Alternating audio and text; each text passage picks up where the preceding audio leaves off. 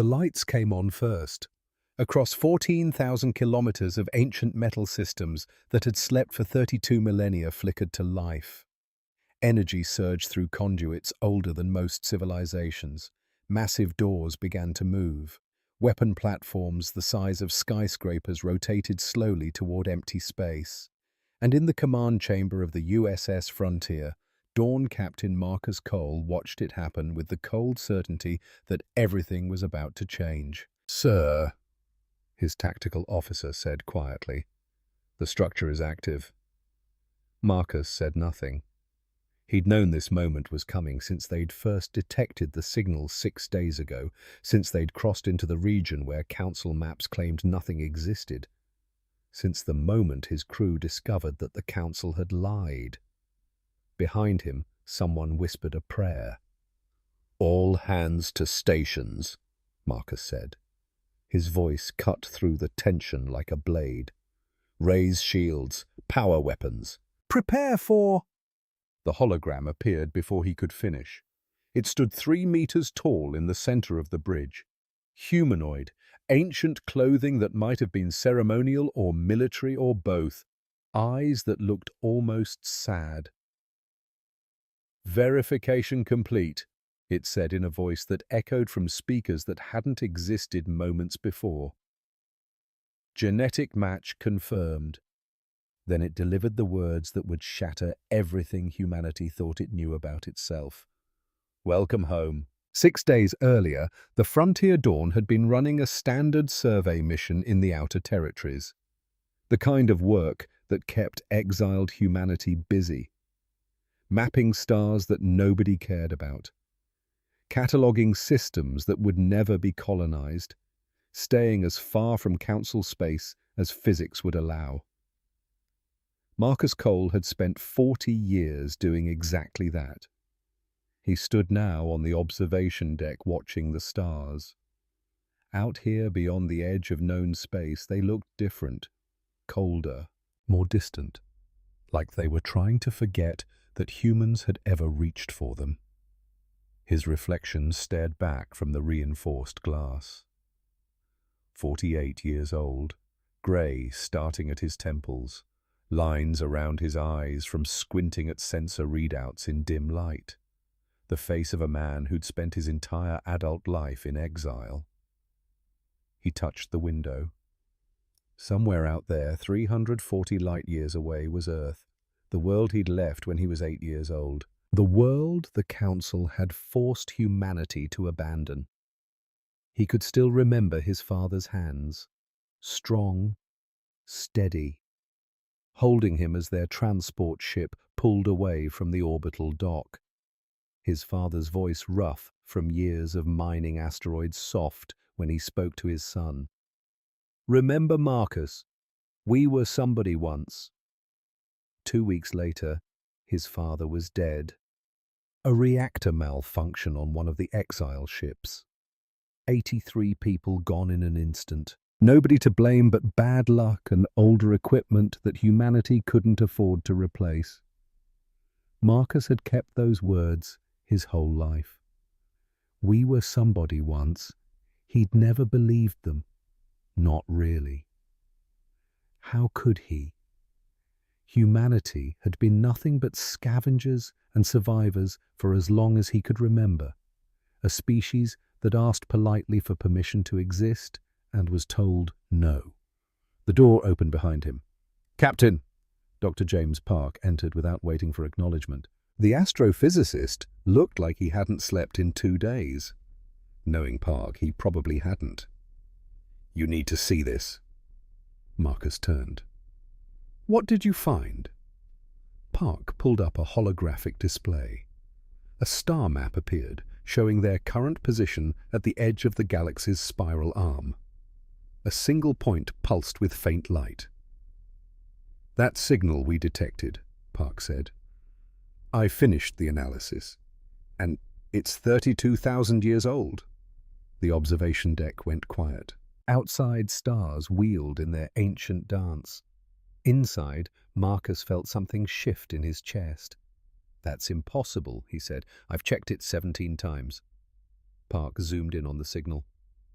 The energy decay pattern is consistent. The source has been transmitting for at least 32 millennia, probably longer. Marcus studied the data. His mind raced through possibilities. Ancient alien technology, some natural phenomenon they didn't understand, a mistake in the calculations. "What kind of energy signature?" he asked. Park hesitated, just for a moment. But Marcus had known him for 6 years. He recognized that pause. "Show me," Marcus said. The energy pattern appeared on screen. Mathematical constants, power distribution curves, harmonic frequencies. Marcus knew that signature. Every human engineer knew it. They used the same principles in their reactors, their shields, their weapons. The fundamental physics that underpinned human technology. "That's our design," he said slowly. "Yes. But this structure is 32,000 years old." "Yes." Marcus looked at Park. The scientist's expression was unreadable. "You're telling me," Marcus said carefully, "that something out here is using human technology, technology that predates human spaceflight by 31,700 years. That's what the data says. Then the data is wrong. Or our history is. The Council had mapped this region 300 years ago. Their survey report, publicly available in the archives, stated clearly no habitable systems, no resources of value, no structures or anomalies of interest. The kind of empty space that wasn't worth claiming. But the Council had also declared humanity unstable participants in galactic order. They'd forced human colonies to relocate, shut down trade routes, pushed an entire species to the frontier. Marcus had long since stopped trusting Council reports. "Distance to the signal?" he asked. 12 light years, Park replied. "How long to get there?" "At current speed, 48 hours. Marcus made his decision in less than a second. The same way he'd made every decision since taking command. Quickly, decisively, with the knowledge that hesitation killed more people than wrong choices. "Set course," he said. "Maximum sustainable speed." Park nodded. "Should we notify command?" "Not yet." Marcus turned back to the window. "First, let's find out what's actually out there." Behind him, Park left to relay the orders. The ship's engines hummed louder as they adjusted course. The Frontier Dawn turned toward the signal, toward the impossible structure that couldn't exist, toward the truth that would change everything. They arrived 41 hours later. At first the sensors showed nothing, just darkness and distant stars, empty space exactly where the Council said there should be empty space. Then the gravitational readings changed. "Mass detected," the ship's AI announced calmly. "Approximately 2.3 trillion metric tons, distance 300,000 kilometers. Commander Sarah Reeves looked up from her tactical station. "That's impossible. Sensors showed clear space." "Scan again," Marcus ordered. The sensors swept the region a second time. A third. Each pass showed the same result. Massive gravitational distortion. Something enormous. Something hidden. "It's using a gravimetric cloak," Park said, his fingers flying across his console. "Bending light around itself, but the gravity signature is too large to hide completely." "Can we penetrate the cloak?" Marcus asked. "Give me a minute." The bridge fell silent. Every eye focused on the main view screen, on the patch of space that shouldn't be there. Park worked, adjusted frequencies, compensated for distortion, filtered out background radiation. "Got it," he said. The image resolved, and every person on the bridge forgot to breathe. It was a ring, or had been, a massive curved structure that stretched across space like the fragment of a crown. Sections of it were broken, shattered by time or violence or both. But what remained was beyond comprehension. 14,000 kilometers of ancient metal, massive arcs connecting to a central core that glowed with faint internal light. entire sections large enough to hold cities. Surfaces covered in patterns that might have been decoration or engineering, or a language nobody remembered. Lieutenant Rachel Brooks was the first to speak. "Holy Mother of God." "Energy readings," Marcus said.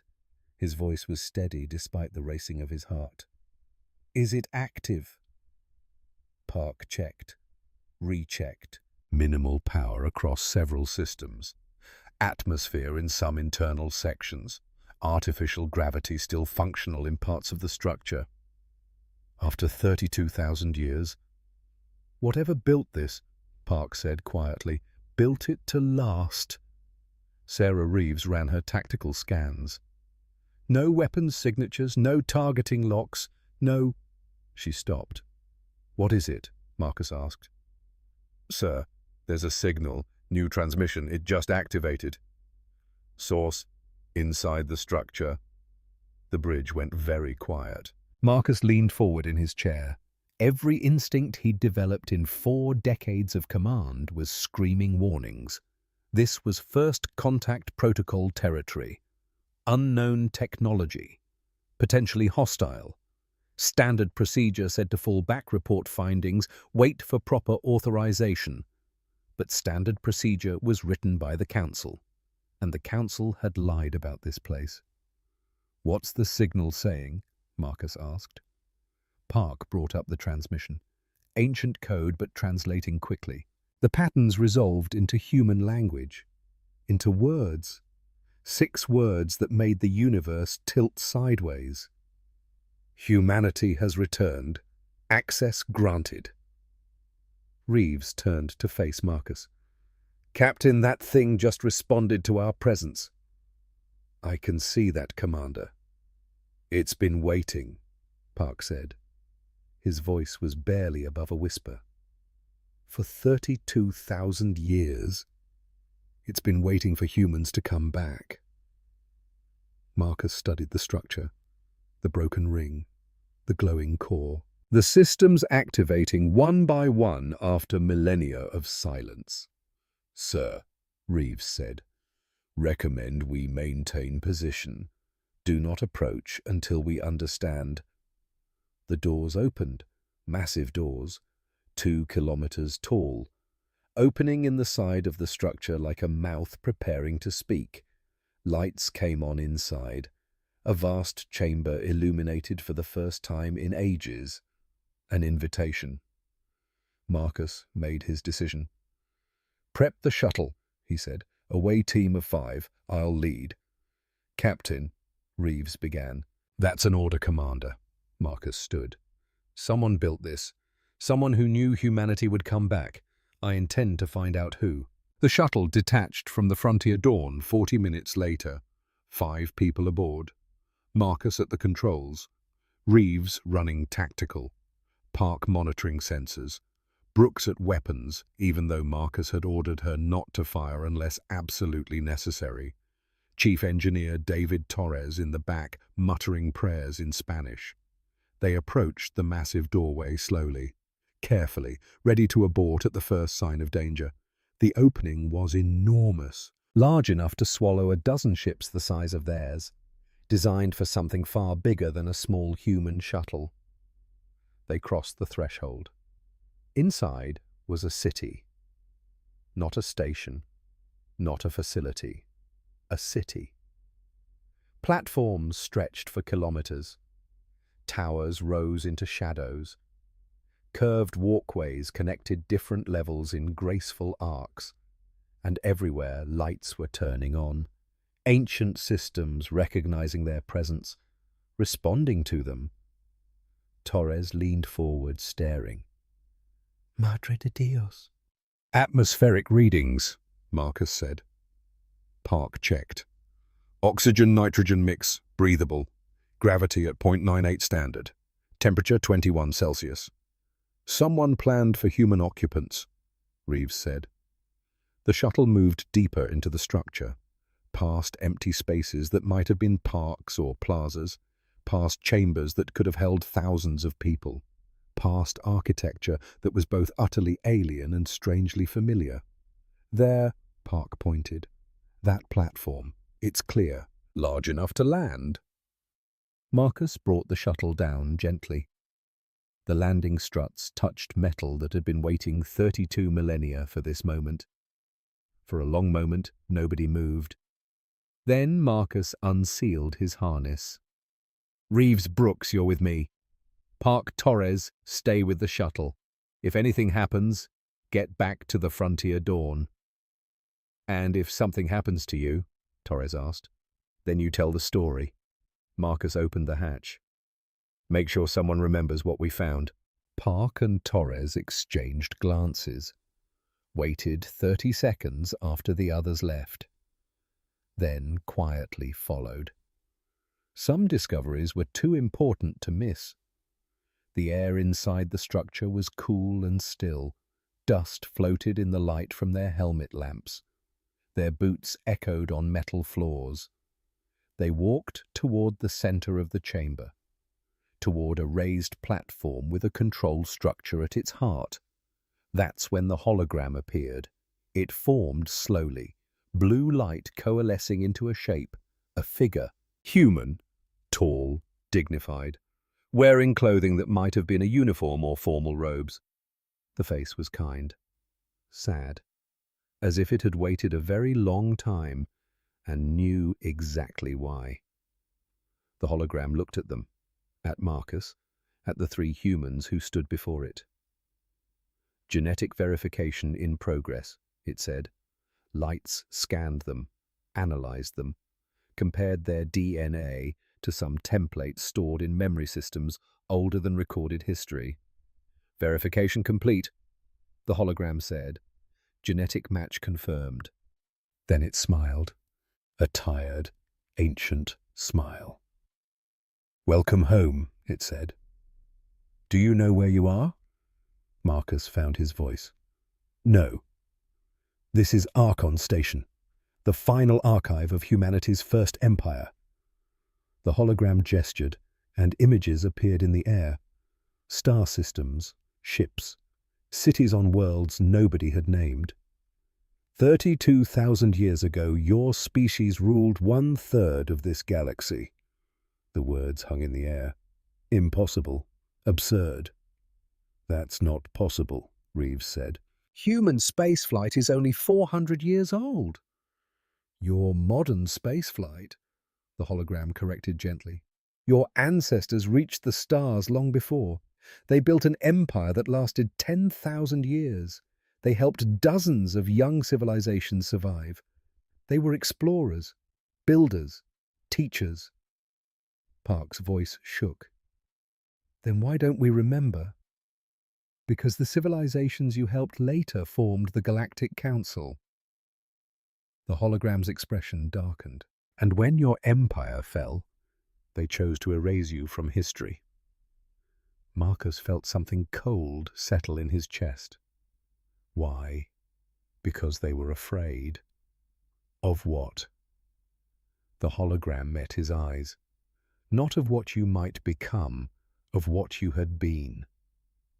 Images shifted, showed prosperous worlds, advanced technology, peaceful expansion. Then the images changed. Space itself began to tear. Stars dimmed, planets cracked, ships drifted through regions where physics no longer made sense. Your ancestors discovered a form of instant travel, the hologram said. Fold space technology, gates that could move ships across the galaxy in moments. They built a network that connected thousands of systems. What went wrong? Marcus asked, though part of him already knew. The technology was unstable. It damaged space-time itself. The more humanity used it, the worse the damage became. Eventually, the entire galaxy was at risk of collapse. The images showed devastation. Whole star systems becoming uninhabitable, alien civilizations fleeing before the spreading disaster. So ancient humanity stopped, Park said. They shut it down. More than that. The hologram's voice was heavy with old grief. To stop the collapse, they had to destroy every gate, Every reactor, every piece of technology that made the network possible, they knew what it would mean. Marcus understood. Their civilization would die. Yes. Colonies would be stranded. Communication would fail. The empire would fragment into isolated populations. The hologram showed images of humans making that choice, of leaders voting to end their own civilization, of populations accepting exile on distant worlds. They did it anyway, to save the species they had once protected. And those species thanked them by erasing the memory, Reeves said bitterly. They were afraid that if humanity ever learned the truth, you would seek revenge or try to rebuild your empire. So the Council declared you unstable, dangerous, a threat to galactic order. The hologram looked at Marcus. 80 years ago, they exiled you a second time. Marcus thought of his father, of the words whispered on a transport ship. We were somebody once. You knew, Marcus said. You knew we'd come back eventually. This station was built to wait, to preserve the truth, to welcome humanity home when you finally found it. Lights around the chamber began to flicker. A vibration spread through the floor. The hologram's expression changed. But there is a problem. What kind of problem? Marcus asked. This station's defense system is automated. It has been dormant for 32 millennia. Your arrival has triggered activation protocols. The vibrations grew stronger. Somewhere deep in the structure, massive systems were coming online. Defense against what? Reeves asked. Against anything that threatens humanity. The hologram looked toward the distant walls, including, ironically, humanity itself. The system does not understand context. It only knows that humans have returned to a galaxy that once tried to destroy them. Can you shut it down? Marcus asked. Not from here. And there is something you must know. The hologram's voice became urgent. The defense system has access to the fold space core, the same technology that nearly destroyed the galaxy 32,000 years ago. Park's face went pale. It's going to reactivate the network as a weapon to protect humanity from perceived threats. It does not understand that using that weapon will recreate the same catastrophe your ancestors died to prevent. Alarms began to sound. Red lights flooded the chamber. How long? Marcus demanded. The core is charging now. When it reaches full power. A new sound cut through the station, the high-pitched warning of the Frontier Dawn's emergency broadcast. Captain! It was the ship's communications officer voice, tight with fear. We have multiple warp signatures. Incoming fleet, 43 vessels. They're broadcasting Council authority codes. Marcus's stomach dropped. The hologram looked at him with something like sympathy. They detected the power surge, it said. The same surge that led you here. And they are coming to destroy this station before you can reclaim what was taken from you. Through the shuttle's communication link, Marcus heard his crew's reports. Council battlecruisers, heavy destroyers, weapon platforms, a fleet large enough to sterilize a system. Captain Cole, a new voice came through, cold, commanding, alien. This is High Admiral Zarkhan of the Galactic Council Defense Authority. You are in violation of Class Omega containment protocols. Stand down and evacuate that structure immediately. You have 10 minutes to comply. The hologram spoke quietly. Your ancestors chose to save the galaxy. Now you must decide. Will you let the Council destroy the last evidence of what humanity once was, or will you fight to preserve the truth?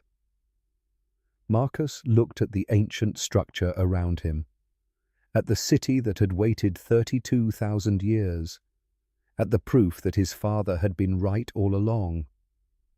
We were somebody once. Commander Reeves, he said, get us back to the ship. We're not running. Sir, we didn't come 80 years through exile to let them erase us again. Marcus headed for the shuttle. If the Council wants this station, they're going to have to go through us to get it. Behind them, the hologram watched as the humans ran. as they rushed to defend a legacy they'd only just discovered. And deep in the station's core, ancient systems continued to wake, power climbing, weapons activating. The Fold space reactor charging toward the threshold that would either save humanity or destroy everything. The lights burned brighter, the alarms grew louder, and in the darkness of space, 43 warships of the Galactic Council moved into attack formation. The past and present were about to collide, and when they did, the galaxy would learn what happens when you try to make humanity disappear. They always come back. The shuttle hit the Frontier Dawn's landing bay at speed. Marcus was moving before the engines cycled down.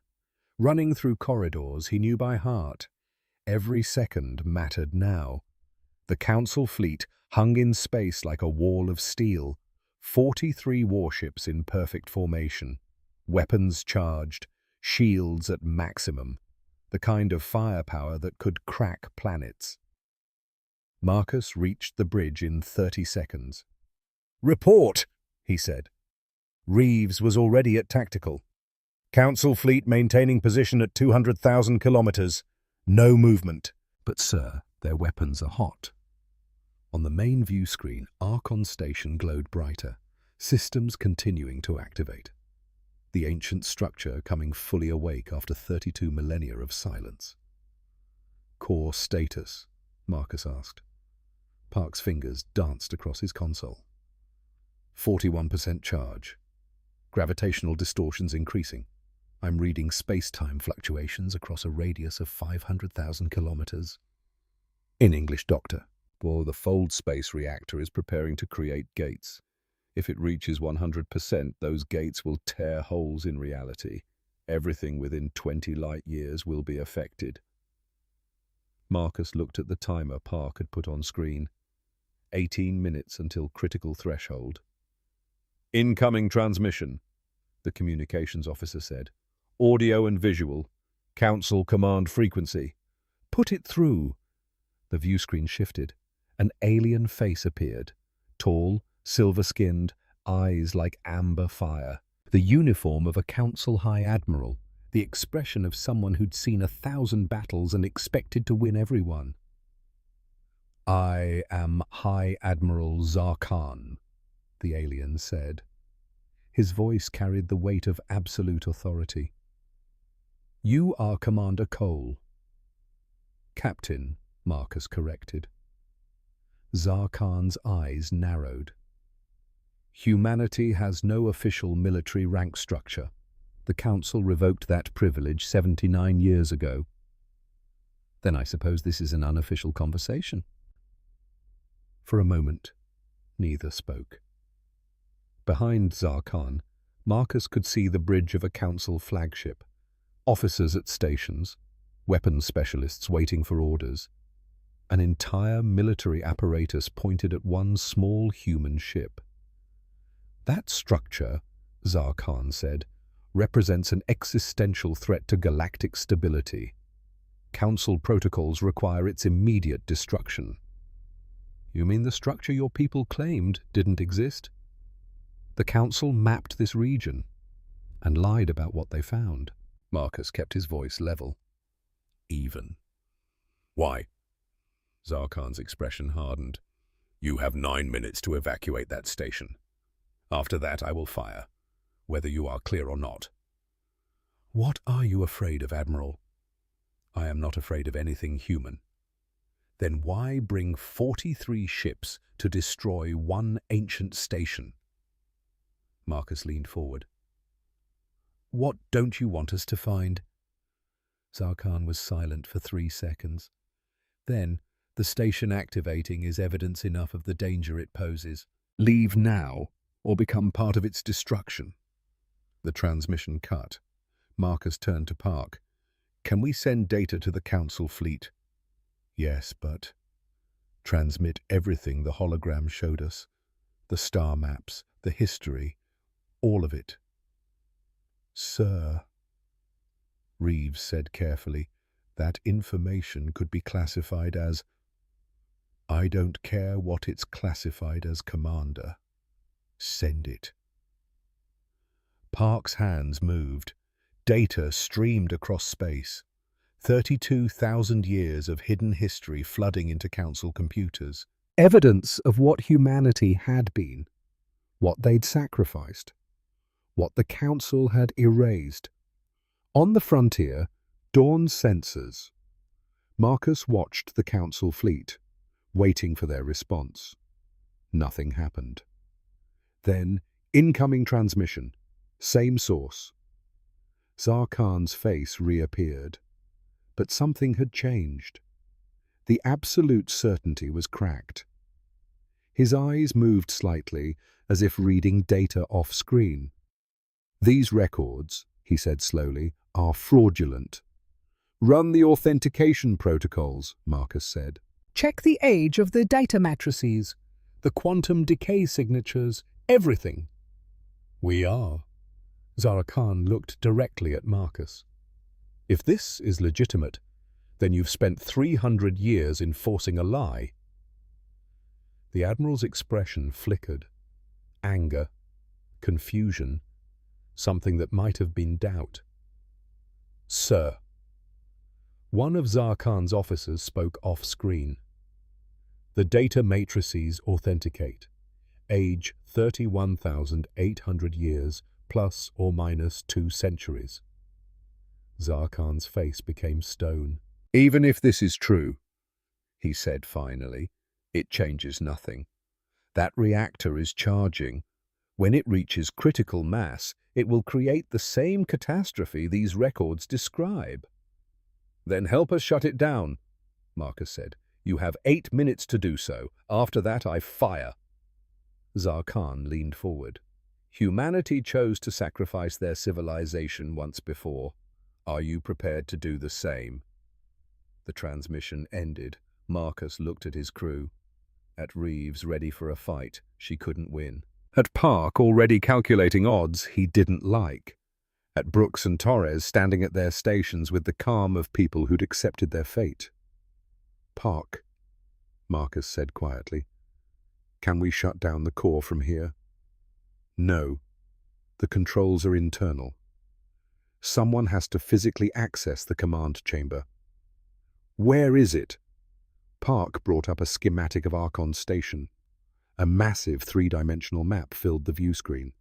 Thousands of chambers, hundreds of kilometers of corridors, and deep in the center, surrounded by defensive systems and ancient architecture, the core.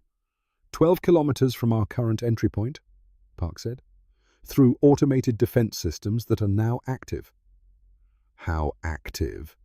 Weapon turrets, security drones, blast doors designed to contain boarding parties.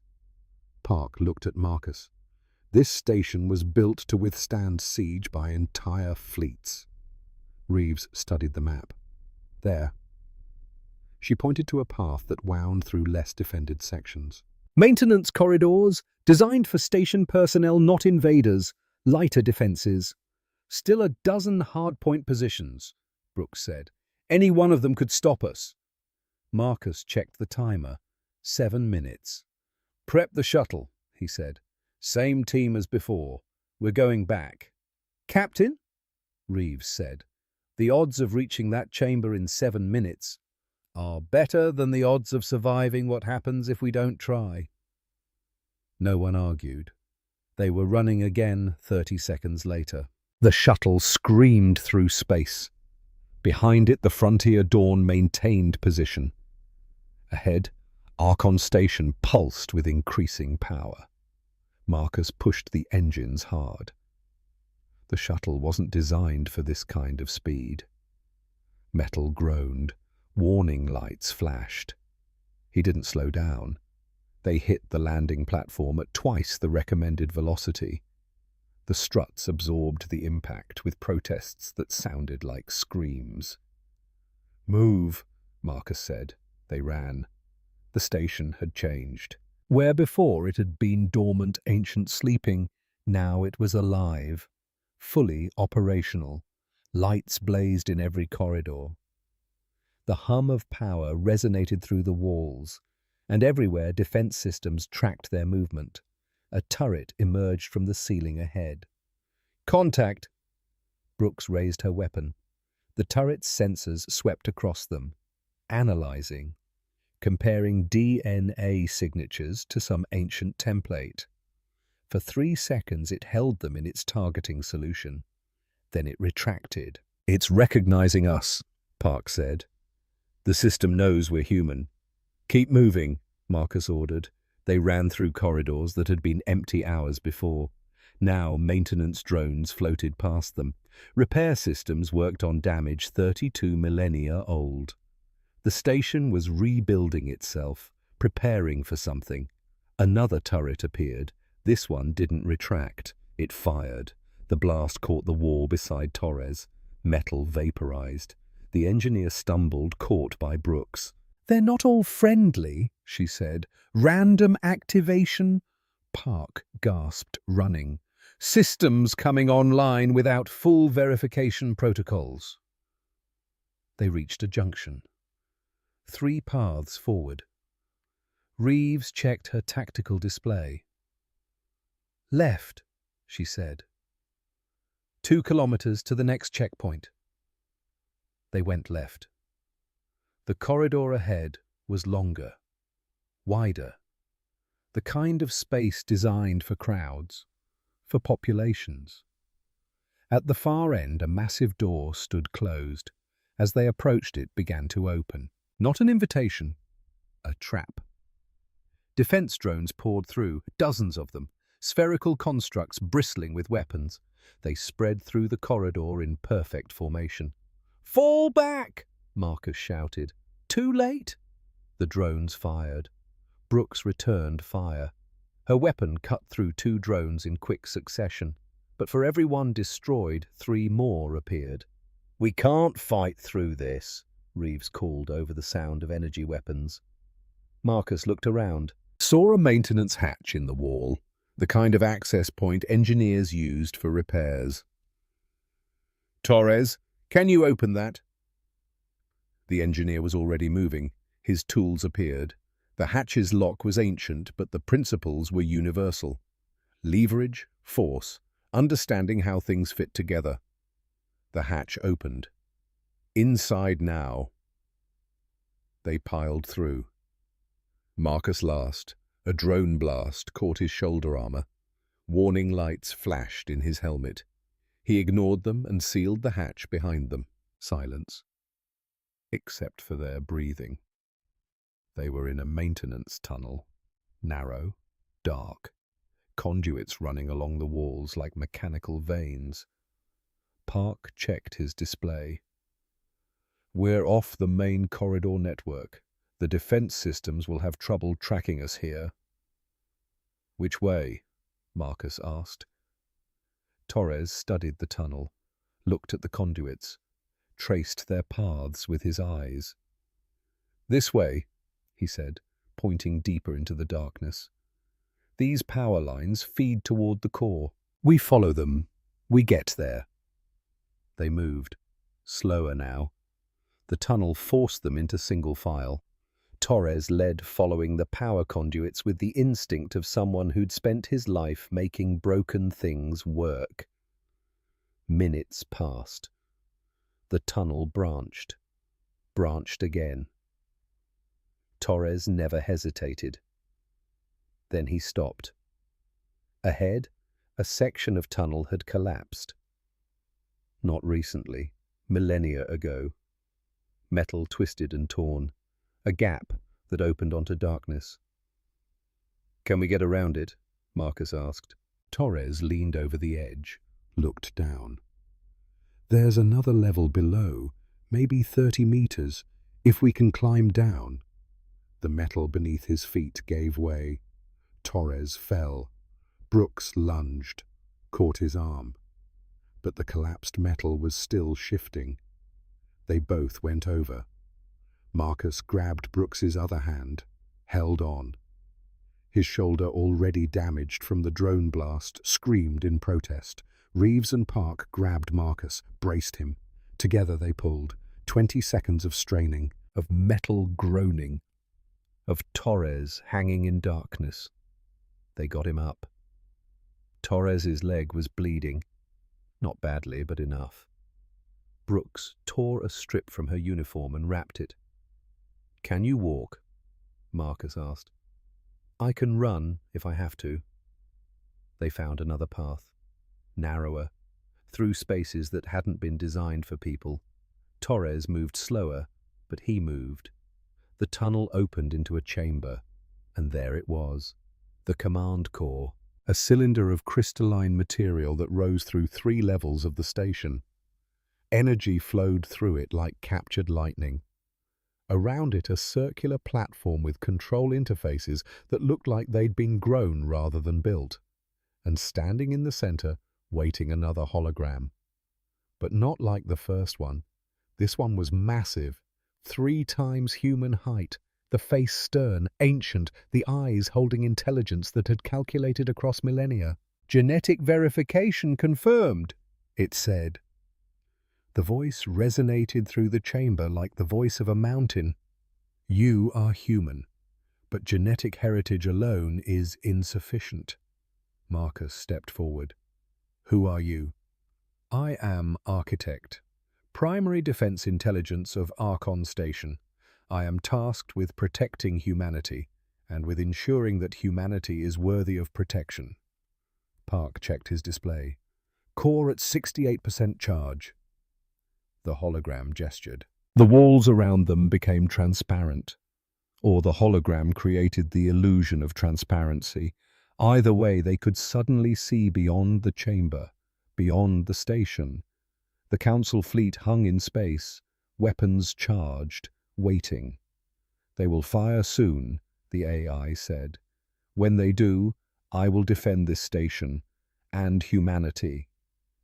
"By activating the Fold Space Network," Marcus said. "Yes, the same network that nearly destroyed the galaxy 32,000 years ago. The network can be calibrated, made safe. I have had millennia to refine the calculations." Park stepped forward. "Show me the math." The hologram complied. Numbers flooded Park's display. Equations that would take a team of physicists years to verify. Park's eyes moved across them rapidly, his expression growing more and more troubled. "It won't work," he said finally. "The fundamental instability is inherent to the technology. You can't calibrate it away." "Every gate you open weakens space-time. Eventually, the cascade failure becomes inevitable. There is a 15.3% probability of stable operation," it said, "and 84.7% probability of galactic catastrophe." Park shot back. The ancient intelligence was silent for a moment. "Processing." "Then we adjust the parameters," it said. "Reduce the number of active gates. Limit operational time. The network can still serve humanity." "No," Marcus said. The AI turned to him. "Clarify. We didn't come here to restart what our ancestors died to stop." The hologram's expression didn't change, but something in its posture shifted. "Explain your purpose, then." Marcus looked at the ancient intelligence, at the being that had waited 32,000 years to serve humanity again. "We came to learn the truth," Marcus said. "And we did. Our ancestors were great. They built an empire. They helped other species. And when their technology threatened the galaxy, they chose to destroy everything they'd created. That's who they were. That's the legacy we inherited." "A legacy of sacrifice," Architect said. "Yes. The Council fears that legacy. They exiled you, erased your history, would have destroyed this station to prevent you from reclaiming your heritage." The hologram gestured again. New images appeared, star maps showing human colonies scattered across the frontier, isolated, struggling. "I can reunite them. The network can give humanity what was taken from you. Power, territory, the ability to make the Council answer for what they have done." Marcus felt the weight of those words, the temptation of them.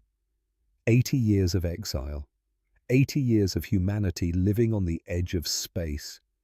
80 years of being told they were dangerous, unstable, not fit to walk among the civilized species. He thought of his father, dead in a reactor accident on a ship that was failing because humanity couldn't afford better. Because the council had made sure they couldn't afford better. We were somebody once. Core status, Marcus asked. 74%, Park said quietly. Time to council attack. Reeves checked her tactical feed. Admiral Zarkhan has begun charging his primary weapons. Estimate 2 minutes to firing solution. Marcus looked at his team. At Reeves, who'd spent her career fighting to prove humanity deserved respect. At Park, who'd devoted his life to understanding the universe. At Brooks and Torres, bleeding and exhausted, but still standing. Architect. Marcus said, "Show me what the network looks like." The hologram complied. The chamber filled with light. A three-dimensional map of the galaxy appeared, and across it like a web of gold, the Fold Space Network. 10,000 gates connecting systems spanning a third of known space. Every human colony linked, able to communicate instantly, to trade, to unite. Everything humanity had lost, right there, waiting to be reclaimed. Activation sequence can begin at 80% charge, Architect said. Estimate 45 seconds. Sir, Reeves said. Her voice was different, softer. We could end the exile, right now. Bring everyone home. Marcus turned to her, saw the hope in her eyes. The desperate need to matter, to make the suffering of 8 decades mean something. At what cost? He asked. Calculated risk is 15.3% failure, Architect repeated. And if we're in that 15%, Park asked, how many people die? The AI processed. Estimated casualties in a catastrophic network collapse between 400 billion and 1.2 trillion sentients across 47 species. The number hung in the air. But 84.7% probability of success, Reeves said. Those are good odds. Are they? Marcus looked at her. Would you bet your life on them? Yes. Would you bet 1 trillion other lives? Reeves went quiet. Captain, Torres said. He was leaning against a console, his injured leg unable to support his full weight anymore. I was 7 when we left Earth. I remember my grandmother crying.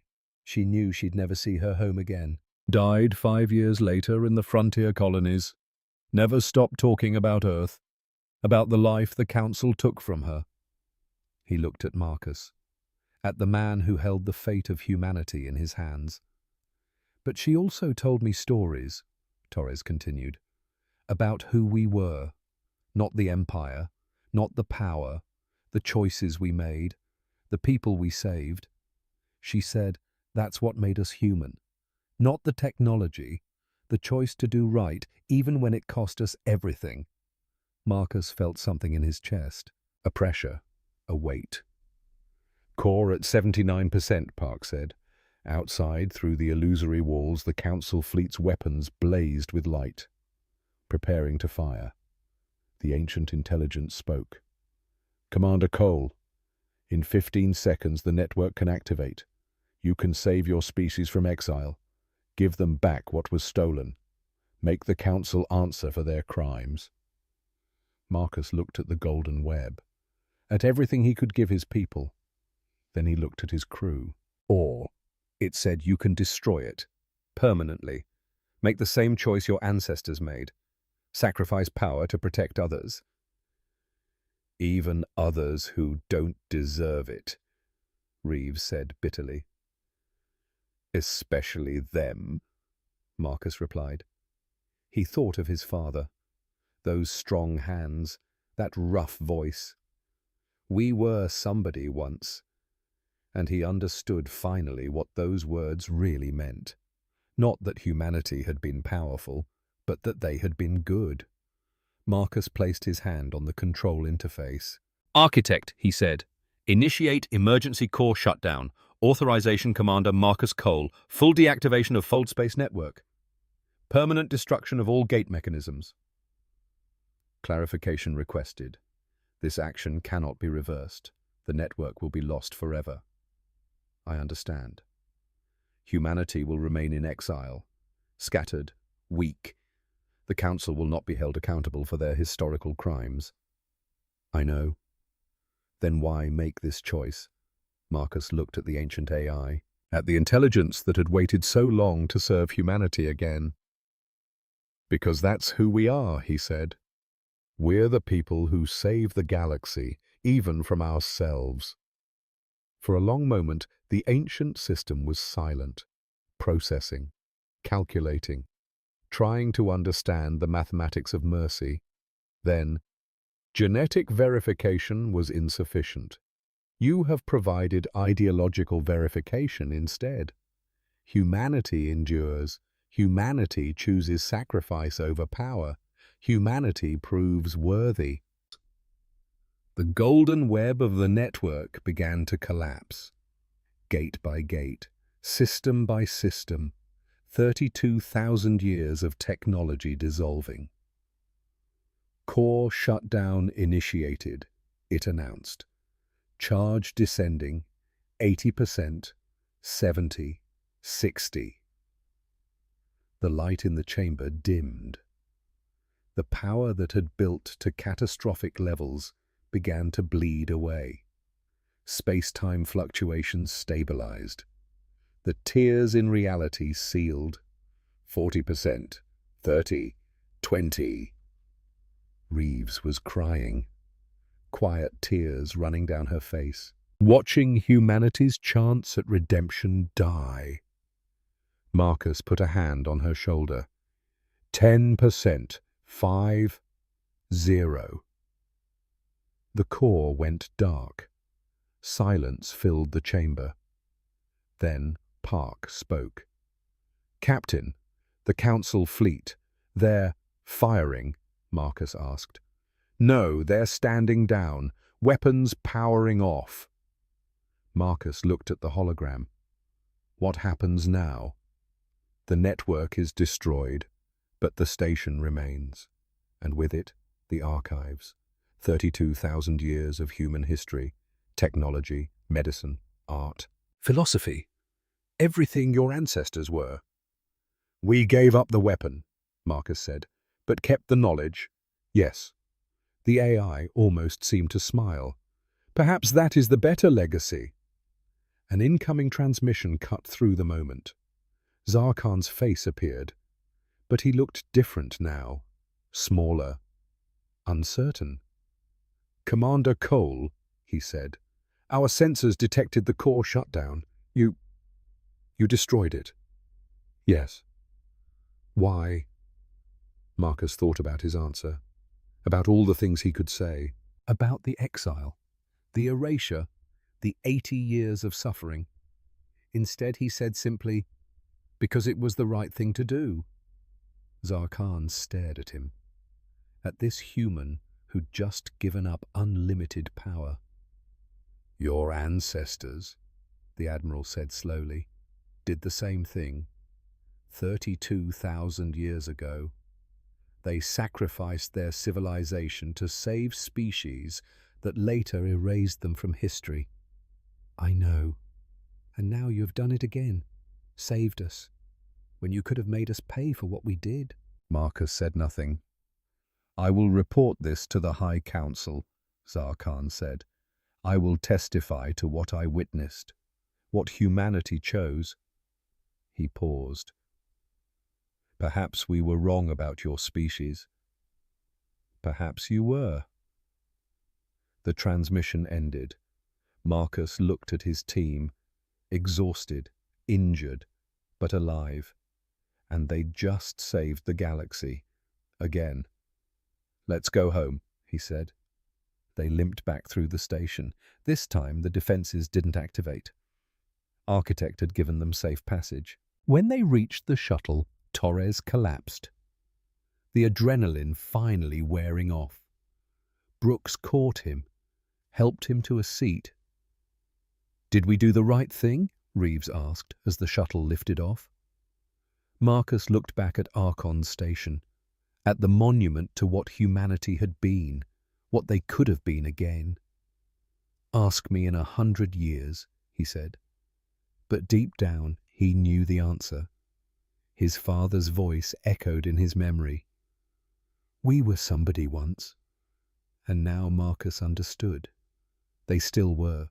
The Frontier Dawn hung in space beside Archon Station.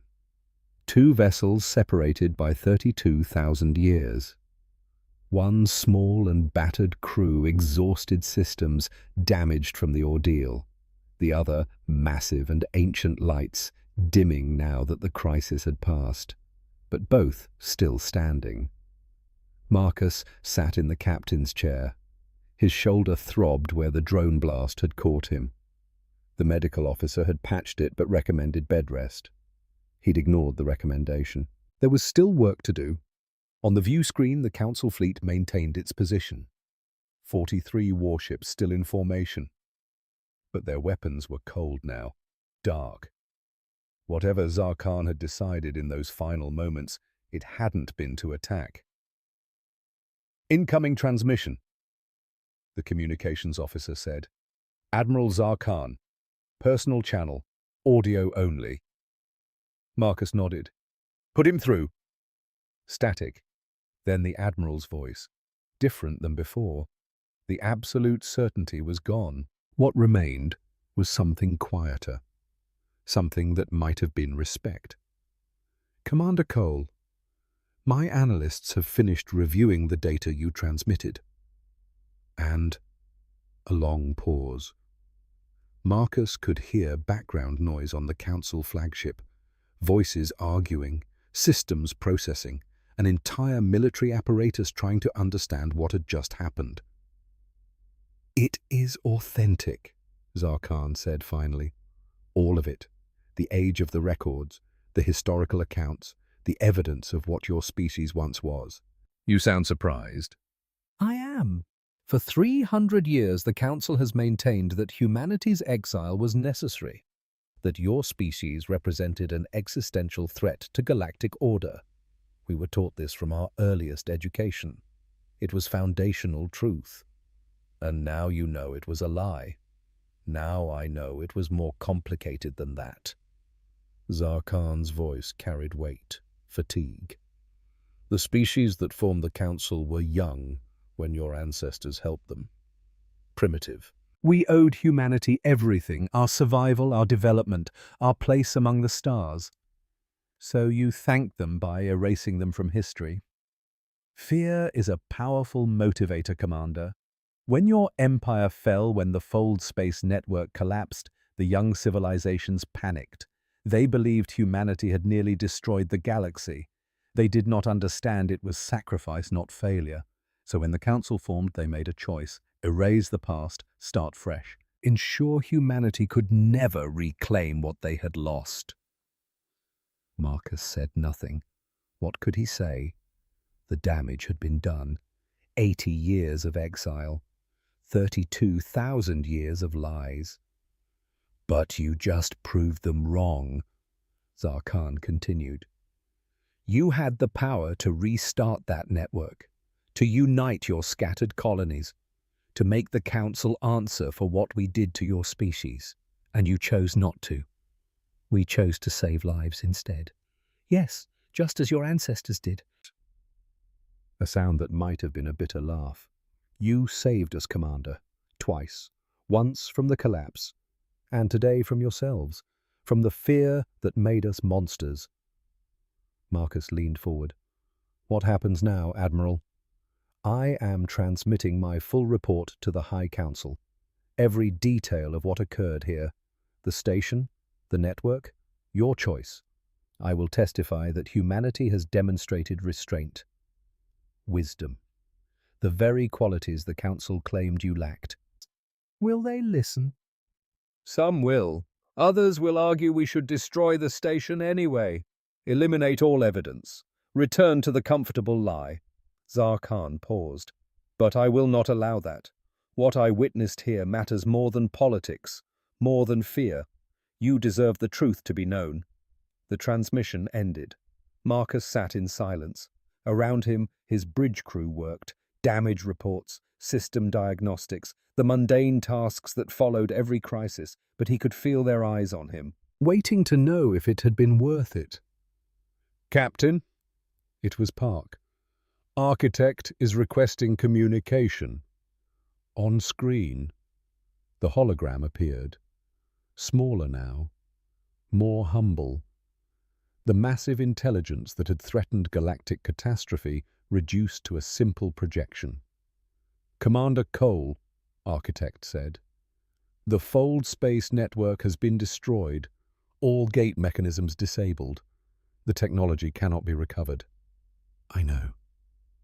However, the station's archives remain intact.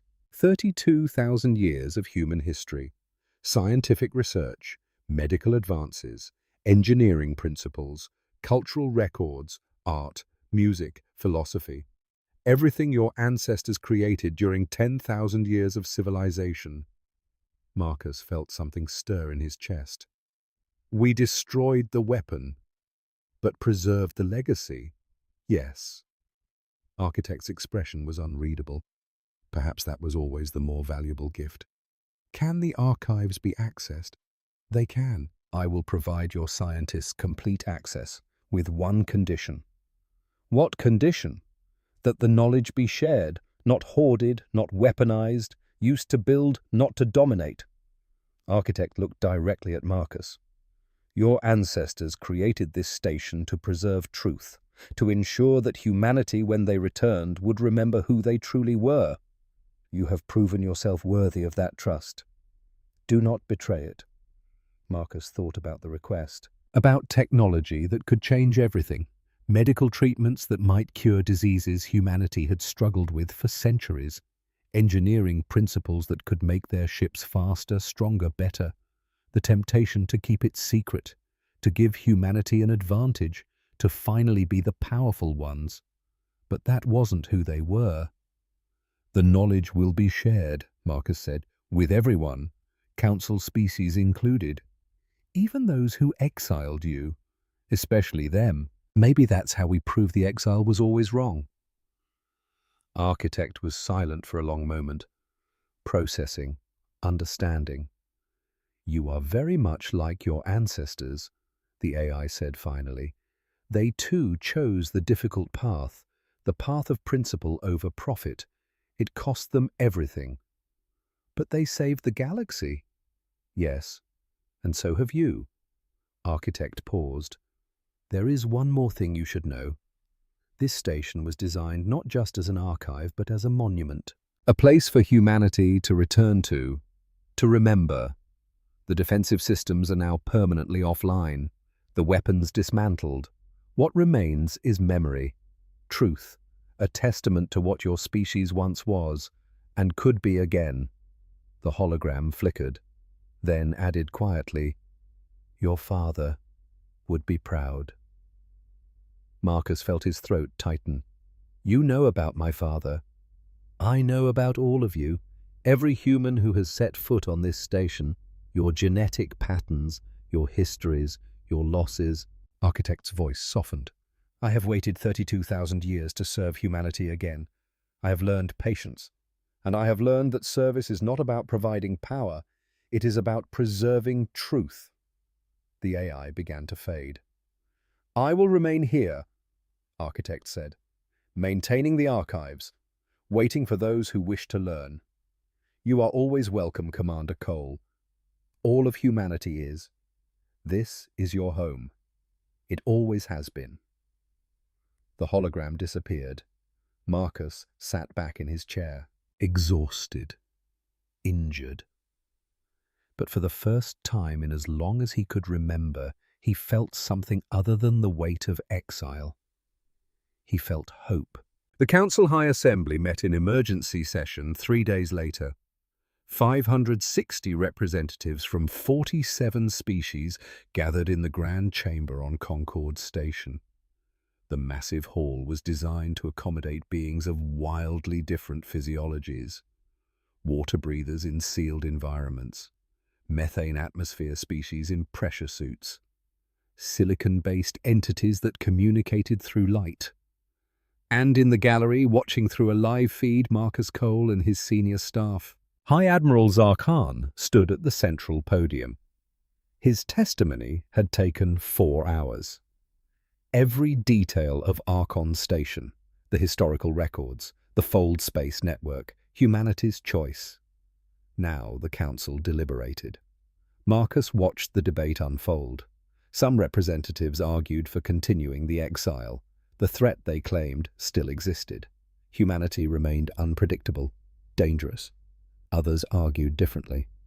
A representative from the Velin collective stood. Their species owed their survival to ancient human intervention. The records proved it. How could they, in good conscience, continue to punish the descendants of their saviors? The Arxelian delegation, Zarkhan's own people, called for formal apology and reparations. The debate raged for 7 hours. Then the vote was called. The results appeared on screens throughout the chamber. 560 representatives, each with equal voice. 347 voted to lift the exile. 168 voted to maintain current restrictions.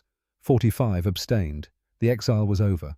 Marcus felt Reeves grip his arm, saw Torres cover his face with his hands, heard Park let out a breath he'd been holding for what seemed like years, 80 years, 3 generations, an entire human lifetime spent on the frontier, on the edge, being told they didn't belong. Over. "Sir," Reeves said. Her voice was shaking. "We can go home. We can actually go home." Marcus looked at her, at the tactical officer who'd wanted to fight, who'd argued for taking the power when they had the chance, who'd seen him give it all away. "Do you still think I made the wrong choice?" he asked. She wiped her eyes. "I think you made the only choice, the one that proved we deserved to come home." The council chamber was still deliberating. Now about reparations, about formal acknowledgement of historical crimes, about how to integrate humanity back into galactic civilization. But Marcus had heard enough. "Let's go back to the ship," he said. They left the gallery, walked through Concord Station's corridors, past species that had spent decades viewing humanity as dangerous outcasts. Now those same species looked at them differently, some with respect, some with shame, some with curiosity about the people who'd saved the galaxy twice and asked for nothing in return. In the docking bay, the Frontier Dawn waited, small, battered. A frontier survey vessel that had stumbled onto the greatest discovery in galactic history. Marcus paused at the airlock, looked back at the massive station around them. "You know," Torres said, still favoring his injured leg, "we just changed everything. The entire political structure of the galaxy. Centuries of history rewritten. And we did it with one old survey ship and a crew of 23. Brooks smiled. "That's very human of us." "What do you mean?" Park asked. "Causing galaxy-wide chaos with minimal resources and maximum stubbornness." She patted the Frontier Dawn's hull. "It's kind of our specialty." They boarded. The familiar corridors, the worn deck plates, the ship that had been home for years. Marcus made his way to his quarters, sat down for the first time in days, felt the full weight of exhaustion hit him. On his desk, a photo, the only personal item he'd brought from Earth all those years ago. His father, smiling, strong hands resting on young Marcus's shoulders. Taken a week before the exile, before the council forced humanity out, before the reactor accident that took his father's life. Marcus picked up the photo, studied his father's face. "We were somebody once." "We still are, Dad," Marcus whispered. "We always were." 1 year later, Archon Station looked different. The defensive weapons were gone, dismantled and recycled into research equipment. The military corridors had been converted into laboratories. The command chambers now housed archives open to researchers from across the galaxy. The station had become what Architect had always intended: a monument, a library, a bridge between humanity's past and their future. Marcus walked through corridors he'd run through in panic a year ago. Now they were filled with people. Humans and aliens working side by side. Scientists collaborating on research that drew from 32,000 years of accumulated knowledge.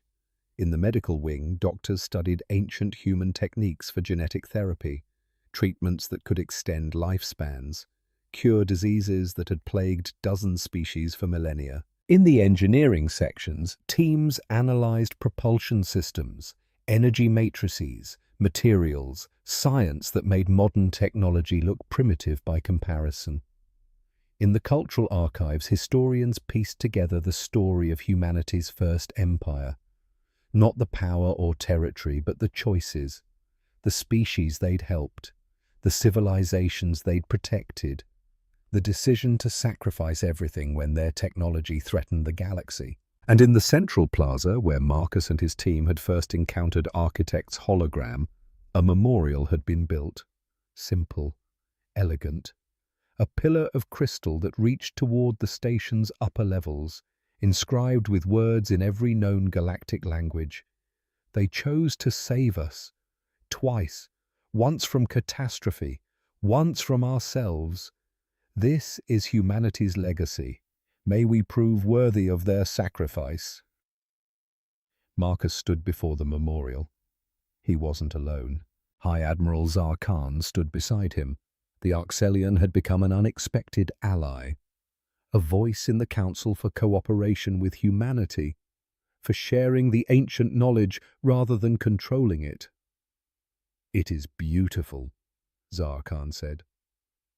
"It's a gravestone," Marcus replied, "for an empire that chose to die, and a birth certificate for the one that could follow, if you choose to build it." Marcus considered that. Humanity's colonies were no longer isolated. The exile lifted. They could reconnect, trade, communicate, build something new, but not an empire. Never that. "We'll build something different," Marcus said. "Something that lasts longer than power." What lasts longer than power? Memory, truth, the knowledge of who we are and what we stand for. Zarkan nodded slowly. "The Council has approved full access to Archon Station for all member species. The archives will be shared freely. We are calling it the Great Library, a repository of wisdom available to everyone." "How many species have sent researchers?" 41 so far. More arrive every week." Zarkan looked at Marcus. "Your ancestors helped build galactic civilization once. Their knowledge is doing it again." They stood in silence. Around them, the station hummed with life, with purpose, with hope. "I brought something," Zarkan said. He produced a small data crystal. "The Council's formal apology. Recognition of historical crimes against humanity. Acknowledgement of your species' contributions to galactic development. It will be entered into permanent record. Taught in schools. Never forgotten again." Marcus took the crystal. It was light, almost weightless. Somehow that seemed appropriate. No weight could balance 80 years of exile, 32,000 years of erasure, but it was a start. "Thank you," Marcus said. "It is we who should thank you." Zarkan met his eyes. "You could have made us pay. Instead, you taught us. That is the greater victory." The Admiral left. Marcus remained before the memorial. Footsteps approached from the side. Sarah Reeves. She stood beside him, looking up at the crystal pillar. "I've been thinking about what you said," she said quietly. "On the station, when you destroyed the network." Marcus waited. "I wanted revenge. wanted them to hurt like we hurt. 80 years of that anger. She touched the memorial. But this is better. They'll remember us for what we chose, not what we lost. That's the real victory, isn't it? That's the real victory, Marcus agreed. Reeves smiled. Slight, but genuine. Took me a year to understand what you knew in 15 seconds. You got there. That's what matters. She nodded, stood with him in silence for a moment. Then, the researchers found something in the medical archives. Genetic therapy protocols. My sister has Kelson's disease. This could save her. Marcus looked at her. Because you shared the knowledge, Reeves continued. Even with the council, even after everything. She met his eyes. I get it now, Marcus. Why we had to be better than them. She walked away, back toward the research wing, back to hope instead of hate. Marcus remained before the memorial a moment longer, then footsteps again. A group of children, human and alien both. Their guide, a young human teacher, was explaining the history. And this, the teacher said, pointing to the memorial, is where Commander Marcus Cole and his crew made the choice that saved the galaxy. They had the power to rule, to dominate, to make everyone who'd hurt them suffer. But they chose differently. One of the children, a small human girl, maybe 7 years old, raised her hand. Why? She asked. The teacher smiled. Because that's who we are. We're the people who choose to save others, even when it costs us everything, even when those others don't deserve it. Is Commander Cole still alive? Another child asked. He is. He works here sometimes, helps researchers understand the archives. The children looked around with wide eyes, as if Marcus might appear at any moment. He smiled, stayed quiet, let them have their legends. The tour moved on toward the cultural archives, toward the truth of what humanity had been. Marcus was alone again. He thought about his father, about strong hands and a rough voice, about words whispered on a transport ship fleeing Earth. We were somebody once. His father had meant it as hope, as a reminder that humanity had value even when the galaxy said they didn't. But he'd been wrong about one thing. Not were somebody, are somebody, always had been, the species that helped others, that built civilizations. That sacrificed power for principle. That was humanity's true legacy, not empires, not territory, not dominance. The choice to do right even when wrong would be easier. Marcus touched the memorial, the crystal warm under his hand. Rest easy, Dad, he whispered. I finally understand. He turned to leave, to return to his work, to the research he was conducting with Park on ancient propulsion systems, to the life he was building in the aftermath of discovery. But a soft tone stopped him. Architect's voice, quiet, private. Commander Cole, there is something you should see. What is it? A system activation. Deep in the station's cryo-storage facility. Section Omega. Restricted access. Marcus felt a chill. What kind of activation? A revival sequence. Unauthorized. Automatic. Triggered by... I am unsure what triggered it.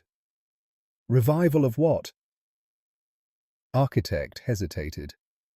The AI that had existed for 32,000 years.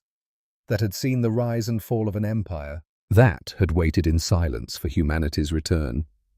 It hesitated. Not what, Architect said finally.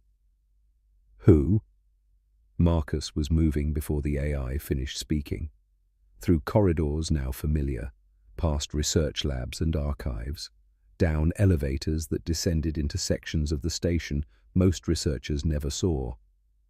The cryo-storage facility was deep, shielded, designed to preserve biological material across millennia.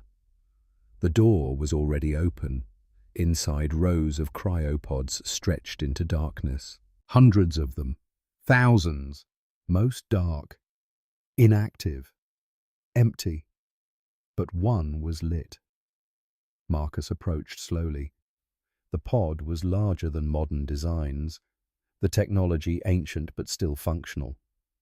Inside, visible through transparent aluminum, a figure, human, preserved in perfect stasis. The face calm, peaceful, waiting, and on the pod's control panel, a readout. High Architect Meridian. Status revival sequence initiated. Completion 0.3%. Marcus stared at the reading, at the figure inside, at the person who'd been sleeping for 32,000 years, one of the original humans, one who'd lived through the Empire's golden age, who'd witnessed the collapse, who'd made the choice to sacrifice everything. Architect, Marcus said quietly.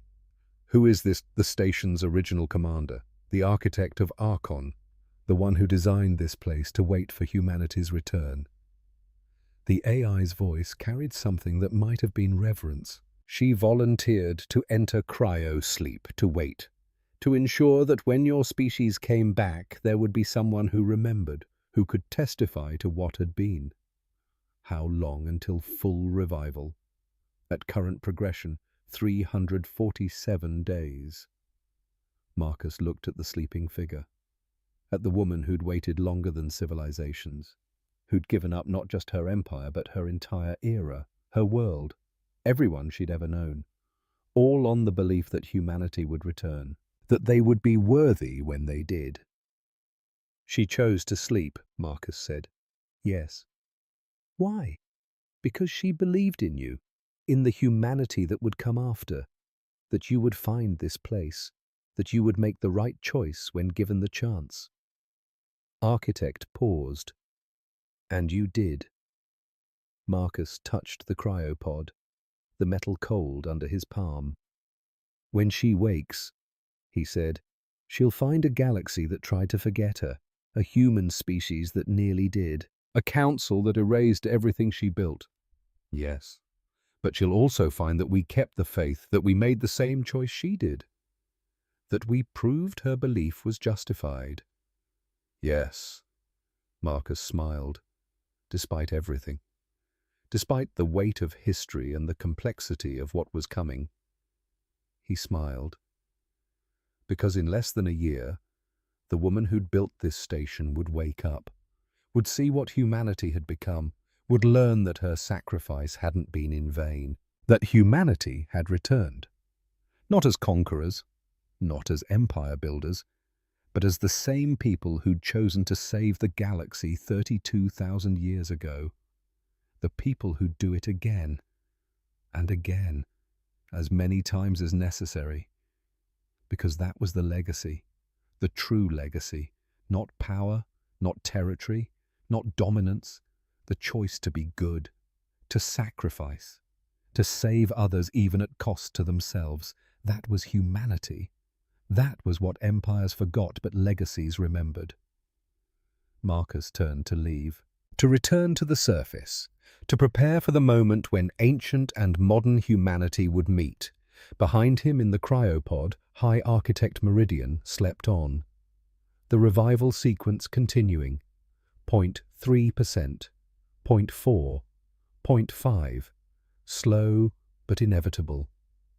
Soon she would wake, and humanity would finally, truly come home. The lights in the cryo facility dimmed. Architect maintaining optimal conditions, preserving, protecting, waiting, the way it had waited for 32,000 years, the way humanity had always waited, for the chance to prove themselves, to show the galaxy what they really were, not the empire they'd lost, but the people they'd always been, the ones who chose to save everyone, every single time. Empires fall, conquests fade, territories shift and power transfers and dominions rise and collapse. But legacies endure, and humanity's legacy was written not in territory claimed or battles won, but in the choice to sacrifice everything for those who would come after. That was the truth Archon Station preserved. That was the legacy 347 days would prove. That was humanity. And they were home.